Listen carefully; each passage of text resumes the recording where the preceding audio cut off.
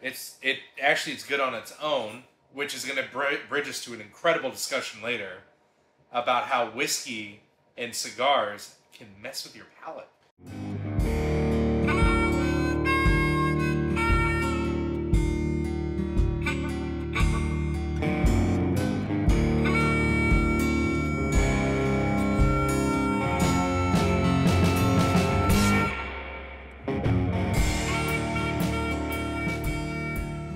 Well, g'day mate, my name's Dave. And I'm Brad.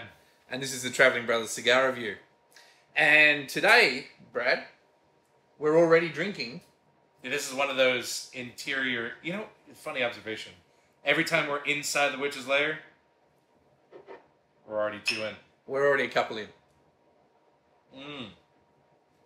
Wow, made in China. What do you make of that? It's good on its own, which is going to bridge us to an incredible discussion later about how whiskey and cigars can mess with your palate. Oh yeah, so we got some stuff on that. So we're smoking. See, you said it to me. Yes, you got another one. We're smoking this whiskey. Why don't you just say this whiskey is smoking? If we like it, we'll just say this whiskey is smoking. This is a bourbon whiskey. It's called Zachary Edward. And I just picked it up at the local and went, I've never had that before. I'm sure he's a nice guy. I'm sure he's a nice guy. He's got a whiskey named after him. It's a small batch whiskey. You don't have a whiskey named after You're just going on, aren't you? Yes. It's a small batch whiskey. I literally just went, never had that before. Give it a try. Fun fact, you actually taught me the other day what small batch actually means. Small batch? Batch. We've been drinking. Why don't you share with our elusive audience what small batch actually means? So yeah, small batch they do in smaller barrels. Yep. And so the whiskey that comes off the still, I don't suppose you call it whiskey at that point. The alcohol that comes oak is in contact with more more barrel because there's less of it in there and it's got more surface area in the barrel and it just ages quicker because it can exchange in and out of the oak faster, right? Yeah. That's my understanding anyway. More condensed flavor. Yeah. So you find a lot of your local distilleries can produce really good whiskies in a smaller amount of time.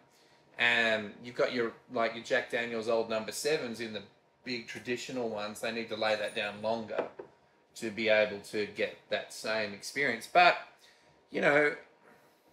which is better? I don't know.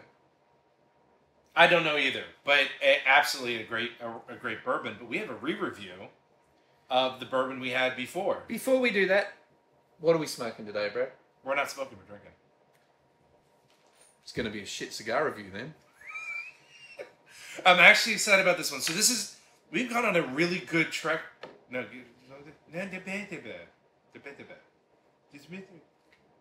We've gone on an incredible track record of smoking really good, valued cigars. And I'm going to stay in that trend, and that's why I chose this cigar tonight. We are smoking a fave of mine, an everyday fave. An everyday fave, but I'm going to tell you straight up, I've never had this. Again, I'm going to go with what I said on the last video. If I smoke it, I ain't giving it. But tonight I am. This is the 601 Maduro from Espinosa. The 601 Espinosa. This is the blue label Maduro. Because they've got a few cigars named 601, right? They do. They have a yellow. They have the blue. They have green. the La Bamba. Yeah. Are these the guys that do the wasabi as well? Yes, they are. These are the guys that do the wasabi. I've got to try. I think they do the reggae as well. I haven't tried the wasabi yet, but I've got to try it. I actually smoked it. Shout out to Nate. Got me to try it. It was actually really good. Nate, the manager at our local cigar lounge, is a huge fan of Espinosa. And I really wish we had a stronger presence in the area where we can buy these and not have to always go to our online retailers. But I think you're going to really enjoy this cigar a lot. I just cracked my cap on that, so I might have a bit of trouble. That's sounds like a personal problem. There it goes. I tried to lick it to keep it on there, but I might just. Sometimes if you crack the cap, see I cracked the cap's coming off. It's just the cap. It's not going to hurt it. Just pluck it with your nail and try and keep it nice and tight against the edge, and won't have any trouble. So, I do have a question for our audience. Why is it named 601? I spent a whole 3 minutes trying to research this on Google. Jeez, really? And I cannot find 3 out minutes. What the 601 stands for. Oh, they've got a lot of... They've got a lot of their cigars called 601, so it's got to be Espinosa. Put in the comments. Tell us. I need to know. Like, it was bothering me. You brought it up, and now I can't let it go. Yeah, because I said to Brad a little ago, why do they call it 601? Why are all their cigars... Well, not all of their cigars, but why so many called 601? Spicy on the uptick. So, yeah, it's a medium to heavy, right? Not a noob cigar. I'll say that off the bat. Not a noob cigar. Their green label or their yellow label would be more approachable by your non-everyday smoker. I just filled this. It's like a bloody rocket ship right now. Still, going back to our review. Oh, you found it. You said you couldn't. No, this is the one I kept. It's the other. That's the triple I can't find. Oh, but this is still the best lighter I've ever had. Lasts for ages. Just doesn't give me any trouble. Very impressed. That's the Cigar Tactical Single Flame. Tactical 1, right? Yeah. Those single Tactical because it's got the clip on it. I know some of our comments were like, just because you could put a clip on it doesn't make it tactical. I went, yeah, I know, but that's actually what it's called. It's called the Tactical 1. And we make a bit of a joke about the fact that it's got a clip on it makes it tactical. Tactical. Yeah. This is nice. Why haven't you given me one of these before? I told you I don't give you stuff I smoke. You what? I don't give you things that I smoke. So you only give me the stuff that you won't smoke? That's not true. So what? Right at light up. First impression. Because I got it right from light up. What did you get right from light up? Spice. See, I'm not getting a lot of spice. Pepper. But I'm more sensitive to the pepper than you are. Yeah, see, yeah. See, I would only say white pepper. Which comes to what you were talking about earlier. We'll just chat while we get into this. Hopefully, you've done what we say. You know the video's about to go because you're the one that's going to press play, right? So there's no, oh, I wasn't ready. You've got yourself a cigar. You've got yourself a bourbon. You're sitting down and you're going to have a chat with us. Or a beer or a coffee. Or a beer or a coffee. Oh, yeah. You know what's really good I've found lately? You know, we did in summer, what's good to have other than alcohol? Water, ice water, with lemon squeezed into it. Good amount of lemon squeezed into it. And it just goes really nice with cigars. You having flow problems? What? You're like... No. No, not that old. Because typically that's what you do. Really? Yeah, you do. Oh, I do it because I just like the taste of it. But it goes really well with a cigar. Goes really well with a cigar. So. That Black Rifle coffee ain't getting you going? What? Well, we've stopped drinking Black Rifle coffee. Well, for good reason. Well, we've stopped drinking Black Rifle coffee. I'm sorry, Black Rifle, but we've stopped drinking Black Rifle coffee. You're going to have to explain this at some point. Not today, though. Not today, but we are trying some local roasters. You know, keep your money local. We're trying some local roasters. We've got some Dublin coffee roasters from located just here around in the block where you live, right? Right around the corner. Right around the corner. And we're trying those out, and we're going to try some Baltimore coffee company as well. Coffee and tea company, I think. That's Baltimore Coffee and Tea Company, yeah. So we're only on the Dublin at the moment. We got a little chart on the wall. My wife never makes lists, but she's made a chart for coffee. This is how important coffee is in our lives. And she's gone, we've got all the different ones. She's got them all laid out, and she's gone little tick boxes for crema and flavour and aroma and, you know, general preference. That's a level of dedication we don't have. And she's put 1 to 5 ticks. You put 1 to 5 ticks. You give it a 5 tick or a 1 tick or a cross if you don't like it at all. Have you had any crosses yet? Ian gave the Dublin a cross for aroma. He didn't like the aroma of it. Why haven't I had any coffee with it? You don't come round. You don't love me anymore. I don't. You only want me for my writing. Okay, yeah. So I'm getting some white pepper. White pepper. Couldn't find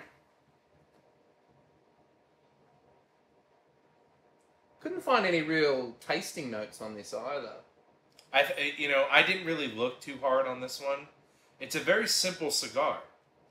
And like I said, this is a $5 to $7 price. I had like all the 5 minutes warning. Like you said, we're going to smoke these. And I went, what the hell's that? Quick. So it is a Connecticut broadleaf Maduro. Broadleaf Maduro wrapper. The rest of it's Nicaragua, right? Filler and binder all Nicaragua. Yeah. So, but it's a dark. It's a really nice. I'll put a photo up, but it's a really nice, smooth, oily Maduro wrapper. It's a very pretty cigar. It's got a nice soft box press, which I like because then they don't roll off your glass when you hang it over your glass. I don't know if you can see that. Engage the tactical lighter. Engage the tactical. Oh, the tactical lighter. Oh, noise. Engage the tactical lighter. So yeah, I do like the soft box press. There's something about a box press that just feels right in your mouth. I'm not going to deny it because if it fits, it's good. Now I'm just trying to see if this has changed the whiskey. Oh, we got to backtrack because we were talking about that. So we had, what was the name of the whiskey we had? Last review we did a Dead Guy whiskey. And we did San Cristobal Papagayo. Yeah, that one. The Papagayo. Yeah. The next day, we hadn't had that whiskey before either. Nope. And we were smoking. We pretty much we didn't do the 2 glasses beforehand that we've done now. Blown away. And we're blown away by the whole blending experience of it. Now, and then you had the whiskey without me.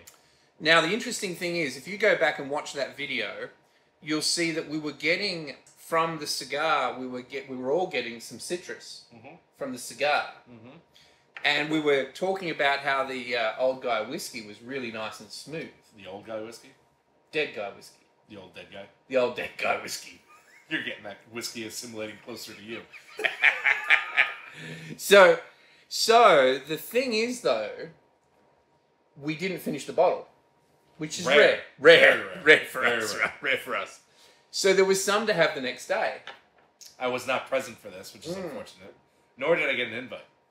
So I sat down and I had some with Shaboop's boyfriend, Will. I said, yeah, it's a really nice whiskey, really smooth. No, you won't need ice in it. And we had it, and I went, this is not the same whiskey. It was out of the same bottle. But it just didn't taste the same. And then I started researching it, and I realized... I know what it was. What? I wasn't there. You weren't there, yeah, right. Yeah. I started researching it, and I realized that the citrus that we were getting is actually one of the flavor notes of the whiskey. So when we were having the cigar, it was triggering that citrus that we were getting from the whiskey, right?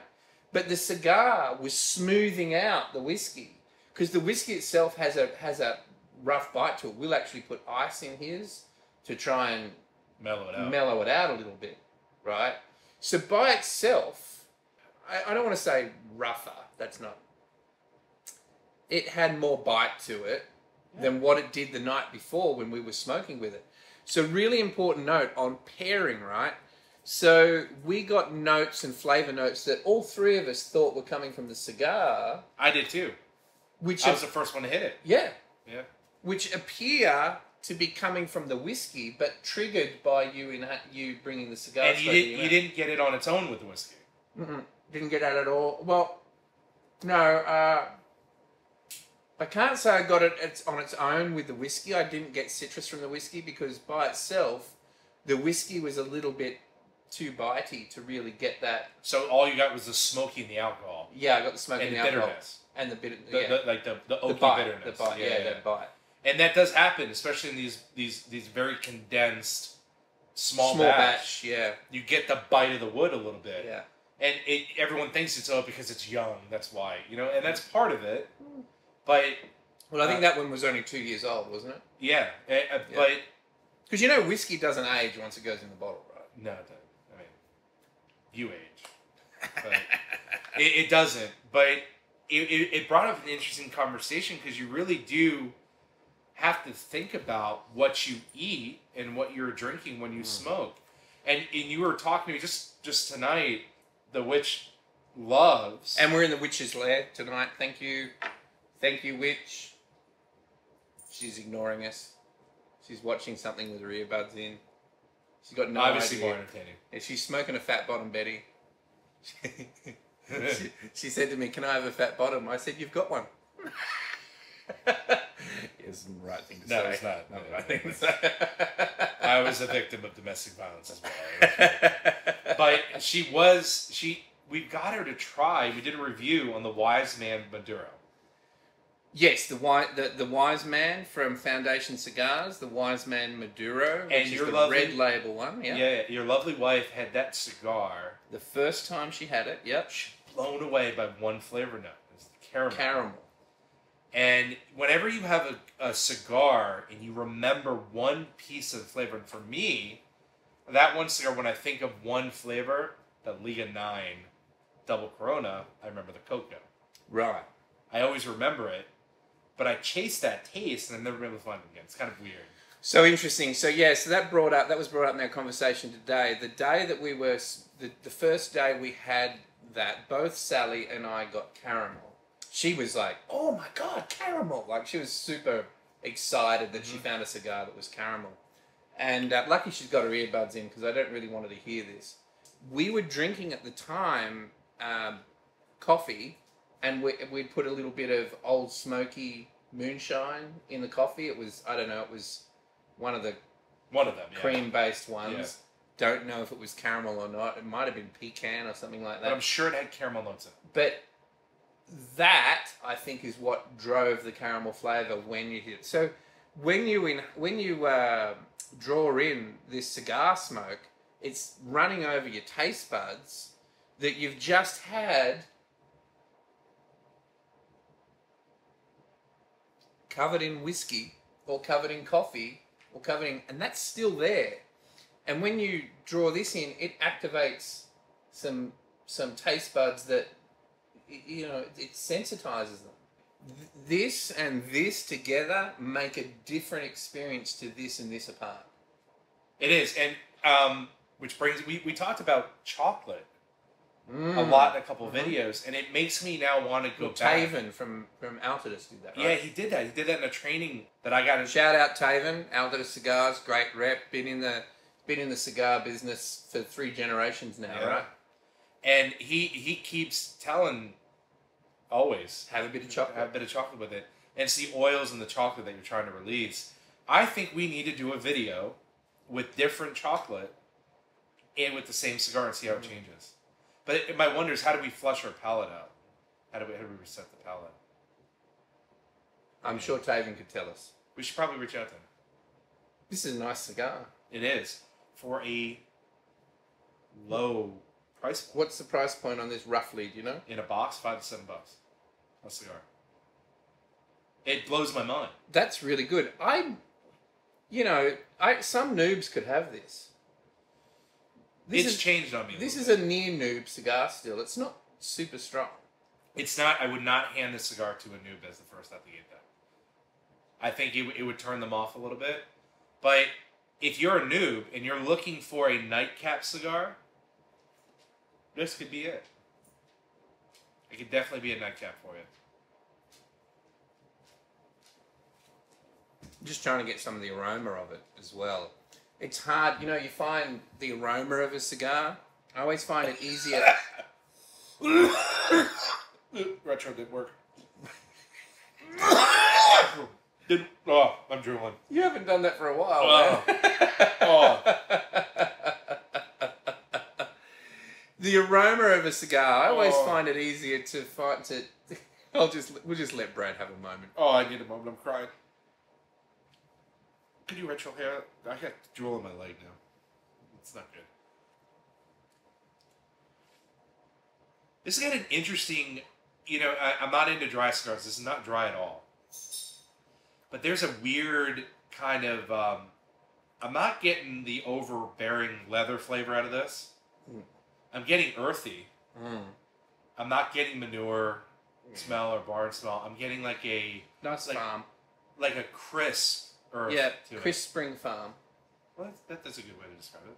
Crisp spring farm, yeah. A little dewy. It's very dewy. Yeah, not summer farms where they've laid the manure out and it's all oaky. No, this is very nice. What was I going to say before I was really interrupted by your coughing? Oh, aroma. So I always find aroma is hard to pick for me when I'm smoking the cigar myself. So I'll smell somebody else's cigar and recognize the aroma then, but when I'm smoking it myself, I don't find that. So I rely more on taste. Now, the retrohale, for me, is really important because, you know, back when I was in the Navy, I had to be made fit to dive for diving, clearance diving. Well, it wasn't clearance diving, ship's diving.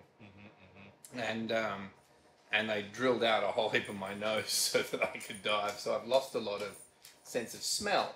So I rely more on taste than I do on smell. We definitely can smell you. Is that me? Is that? Might be. Oh.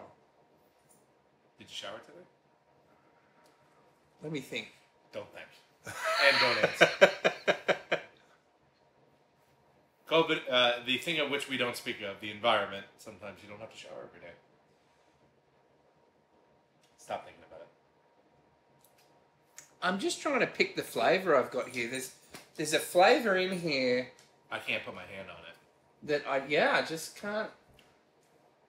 It's very pleasant. It's crisp as well.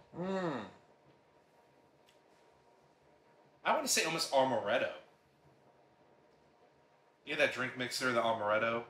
No, is that the one that's sort of like licorice based? No, it's more like nutty sweetness. Oh, okay, yeah, that would be right. Yep. I can't put my finger on it, but it's like a... Frangelico. Yeah, something like one of those Almondy. liqueurs. Yeah. Almondy. Almondy? Almondy. You gonna stick with that? Almond. Almondy? Almond. Almondy? Almond. Almond. Almond. Almond? There's no O. Yeah, that little funny nut. It's got a rich nuttiness. It's got a nuttiness to it, yeah. He got a nutty too. I'm hammering through this. I need to put it down for a second. Just ploughing through it. Take your time with your cigars. When we're doing reviews here, we're trying to get the cigar through so that we can talk to you about it, but it overwhelms the palate. It does. That's why we drink so much. Well, as we're drinking and taking a break, I want to give a couple of well wishes out as well to a couple of brothers of ours. Oh, yeah, sure. Yeah. Shoot, I know who you're talking about. You go. Yeah, do it, Big Cookie. Do it. Money Mike. Money Mike. Old School. And Joker. And Joker, yeah. Prayers are with you guys. Shout out to y'all. We've had some unfortunate events happen recently. We've had one go down on a bike and two in cars, right? Knock, knock. Happens in threes. Let's not have any more of them. No. No, poor Money Mike, man. Man, Money Mike, I tell you what, you've got that movie star quality now with that scar. I'm gonna go villain movie. Well, think of that guy. What's his name in Sons of Anarchy? Chibs. He's got the scars up the side. Is it Chibs? Yeah. He's got the scars up the side. Money's got the scar down the front now. It's going to be like... You're going to have so many stories for that one. How'd you get that scar? Oh, well, you know... Like the Joker. Want to know how I got my scars? Money. So glad you're up and about, and we're happy that you're up and about. Old school was like, heck, it's just a slide, you know. I mean, power to you guys, and they're back up and doing their thing, and yeah. Shout out to Money Mike. He's planning on going down this weekend. And Joker, look, you know, recover quick. I hope everything works out for you and your lovely lady, Red Devil. So shout out to you guys. Cheers. Yeah. Lots of health, guys. 4th of July coming up. This video should go out on 4th of July. So I think we need another celebration drink here. You wonder why we go through so much bourbon. It's because we waffle on. And we're gonna get together with some brothers and have a 4th of July barbecue. We're gonna do some rider training this weekend. We're doing it Friday. Tomorrow, Friday. It's Thursday night for us. It is. Tomorrow, we're going to do what we do best and teach some folks, my wife included. Mm-hmm. So we've got 2 people who haven't ridden. Yep. And 1 guy who has... Just passed his course. Just passed his course but needs some road time. So we're going to go do some rider training. We'll see if we can get some footage of that. No, we definitely will. We'll see if we can. I think Money Mike made you promise that you get some footage. I did. I promised, and I will deliver on that promise. Yeah.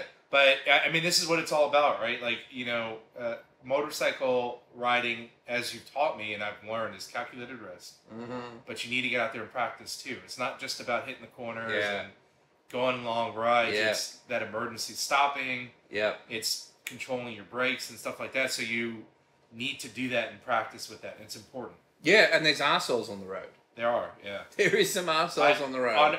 We just, when we were going to pick up your son. Pick up Jeremy, yeah. In pit, like twice. There were 2 instances The that were... blue car coming down the hill. Yeah, that one. and the crazy one that slammed his brakes on at that yellow light. Yeah. It had so much green left in it. I mean, and he was right on the line, and we were right behind him.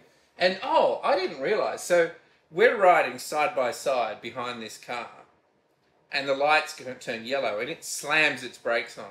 So I just went swerve around the left, and I thought you swerved around the right, but you didn't. No. You swerved all the way to the left around it. That's pretty freaking incredible. I didn't have much time on that one. That must have been a great swerve, man. I don't know. I just saw... I saw him think... I saw you go, because you saw... I don't know if you sensed that what he was going to do. You almost did it as the brake... The minute his brake lights went on, you were already prepped to go. So you already knew where you were going. Yeah. You already had a plan in place. And you know, you were taught when we're riding side by side is I'm watching you. And I'm sensing what you're doing. And the minute you swerved, I didn't hesitate. I just went. Yeah. I didn't even worry about the car in front of me. I just knew the minute you went, there's a problem, I went with you. Yeah, right. I didn't even think twice about it. Yeah. So that I think that transition helped a lot. I didn't even look to the right because he kind of stopped and went this way. So if I'd have went right, yeah, I'd had a very small window there. Well, but that's the thing. What's that guy? Dan the fireman. Shout out to Dan the fireman. If you're a motorcycle rider, go watch his videos. Some of them are a bit hard to watch, actually. Dan, you've got gruesome. There's some pretty gruesome ones there. Yeah. Yeah. I don't like he's a fireman. Yeah, I don't like to watch those ones. But you've got to always be looking for your escape exits. I think I was in code brown there. Yeah. It was definitely code brown. So for those of you who don't ride motorcycles, you don't watch Dan the Fireman on YouTube. He has a code system, like code white is kicking back, doing nothing, and code yellow, code orange, code red, right? Yeah, you were in orange. And I'm pretty much, whenever I'm in traffic or coming up to intersections lights, I'm pretty much in yellow orange all the time. I'm in brown the whole time. I'm always looking for an escape route. So at that exact moment, you don't have to go into code brown. No. Right? No. I was brown in that one. It was not... But I didn't know that you had followed me until Sally, the witch, told me that you went the same... She said, Brad went the same side as you did. I had no idea he could swerve that quick. Yeah, so not playing around on the that was a big swerve. Yeah. Because you're on the right-hand wheel track. I'm telling you, that road glide can lean, bro. Oh, they're fantastic. Road glides are great. They are. Yeah, so it was a great ride back, but there were, just a couple times, like, folks, here's the thing. Like, you're riding your bike, you're riding your own ride, right? But if you're in a car, those people riding the car are riding their own ride as well. And when you come up to intersections and lights, it takes a minute to stop a bike. We weren't going fast either. No, we weren't going that fast. I mean, maybe 25, 30 Well, miles he was going slow the whole way. We were just caught behind him because we needed to get... Yeah. We needed to be in that lane to get off later. Yeah, but again, it's summer. If you're riding a car, just keep your heads up. Know what's behind you. If you know a bike's behind you, don't slam on your brakes and stuff like that. you got to be cautious of your surroundings too. But I think I think it's fair to say bikes tend to take longer to stop than cars do. Cars have got 4 points of rubber on the road to stop them. They might be heavier, but they've just got so much more rubber on the road to stop. A bike is running on 1 inch squared times 2. There's not a lot of rubber on the road, and when you try and stop that thing, and a road glide's like 900 pounds wet or something like that. It's heavy. It takes a lot to stop. Mm-hmm. So yeah, when you're riding, funny how we do these lessons while we're doing a video. But when you're riding, always be looking for that escape route. Keep your buffer zone. You notice I try to sit back a little bit unless I'm getting ready to overtake. I think you've already learned. You know when I'm about to overtake, right? I've also learned a couple of things on that ride. What did you learn? What did you learn on that ride? Besides the not obligatory stop signs, what was that? Optional octagonal things. Optional octagonal things, yeah. Devil has an issue with stop signs. He thinks they're all optional, actually. And especially the ones he doesn't see, he thinks are extra optional. We went through that stop sign, and I'm pointing up like Jeremy was around. I'm like, we're just not gonna ignore it. Yeah, it's optional. Yeah. But not all are optional. You do stop. Some are not. And that's the thing, because I'm not really looking for the stop sign. I'm looking for the road interaction. So, like, I'm looking for where the danger zones are. In your defense, that stop sign was hidden a little bit. I got a better view. I was right there. Country road. There was you could see for miles either side of it. Yeah. Like, why put a stop sign there?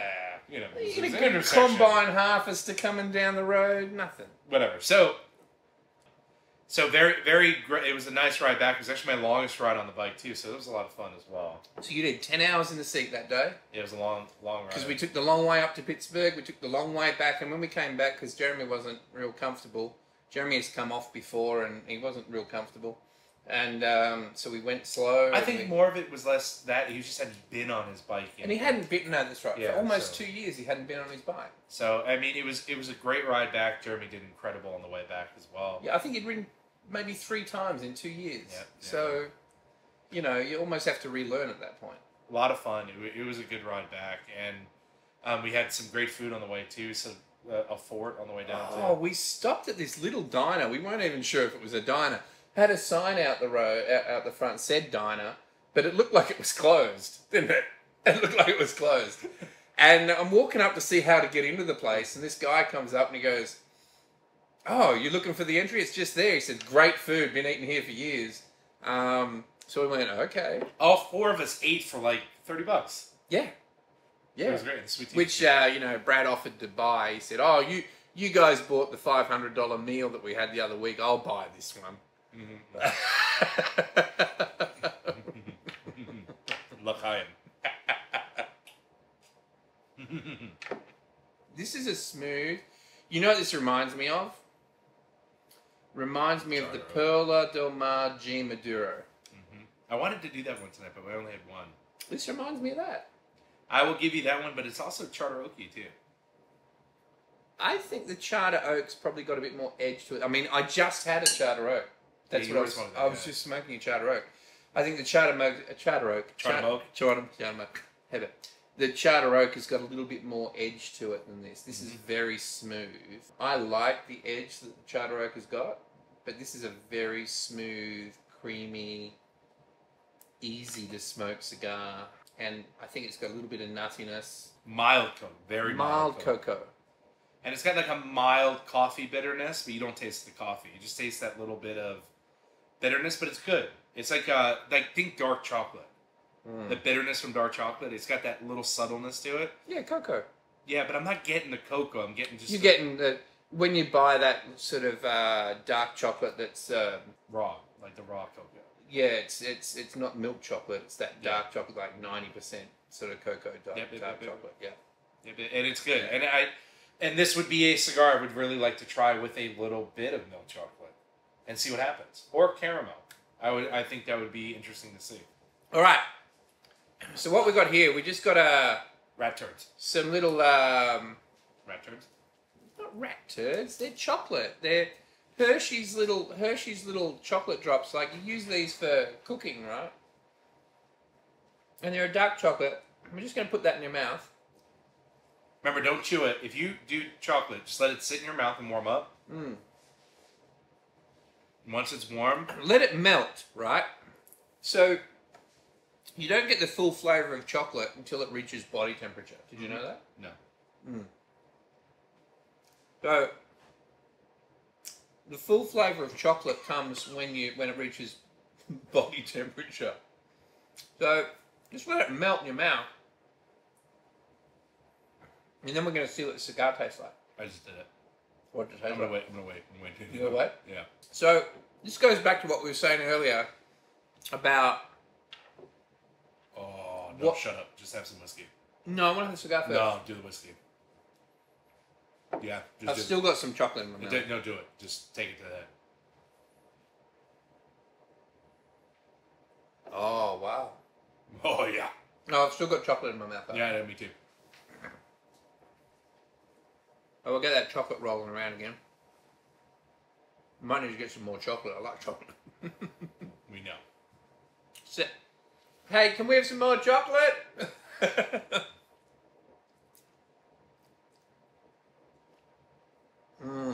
There you go. We just turned the $7 cigar into like a $20 cigar. Oh, how incredible is that? Now you're getting, see, now that nuttiness that was there before, that's like come out. Wow. And the cocoa, see, so it just goes back to what I was saying before about what you're eating or drinking with a cigar can change your whole experience. And it changed it for the bourbon too, right? Yeah, the notes in the bourbon have the chocolate's bitter. That's naturally bitter. Well, that was cooking chocolate almost. So I mean, you know, that was. It is bitter, but it overtakes any bitterness that the whiskey had. Whiskey's completely smooth. Smooth as. And the cigar just took on a whole nother profile. So this is, you know, pairing. People talk about pairing. Pairing is so important. And if you find something that pairs well, you know, I was talking to Strictly. You missed having dinner with Strictly. I know. Strictly business came up. We had dinner. And he's a tequila man. Mm-hmm. And he got this sipping tequila for us. And I don't remember the name of it. Strictly, you might have to text me that. He watches our videos. So, but I would like to try a cigar with that particular tequila. Oh, yes. Because the tequila was really nice. I'm not a big tequila drinker. You know, I have had those experiences with tequila in my life where but you know what? You forget what happens because you drink too Jeremy's much. kicked you onto the tequila. Jeremy's big on tequila, yeah. I would like to find a cigar that goes really nice with tequila. So, if you guys out there in YouTube land, if you guys out there have got a cigar that goes well with tequila that you'd like us to review, I think what we'll do is we'll get some of that Dwayne The Rock Johnson tequila. The Terraman tequila, yeah. Yeah, because that's apparently really nice. And we'll pair it with something that you tell us to pair it with. I have a cigar already in mind. You can't just do that. They're going to tell us. I know, but I have one in mind. Yeah, but what... You, I mean, do your thing, but...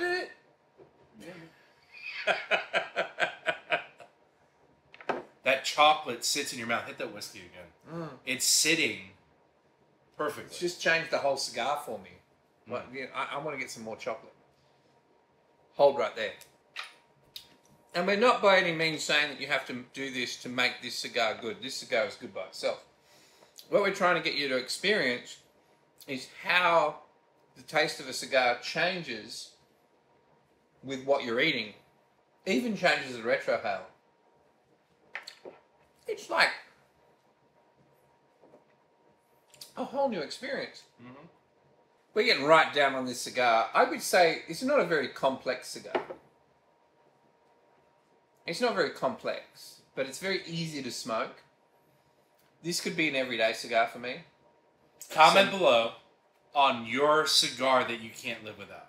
I really want to see what you guys smoke and what you cannot live without. So please, on the bottom when you subscribe and like the video, please put in the comments what cigar you cannot live without. I'd love to see if there's some cigars that come in as a can't live without that we've never smoked. So what is it? 601 Blue Label.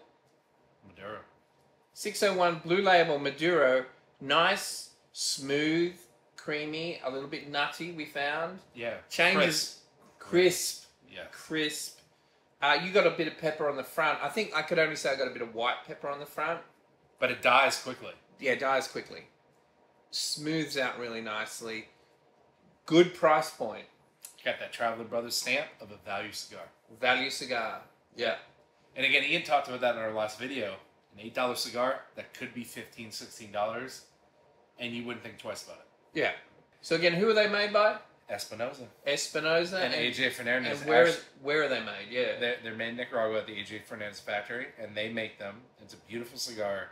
So I'm keeping this label. It's all for me. Because I want to get some more of these.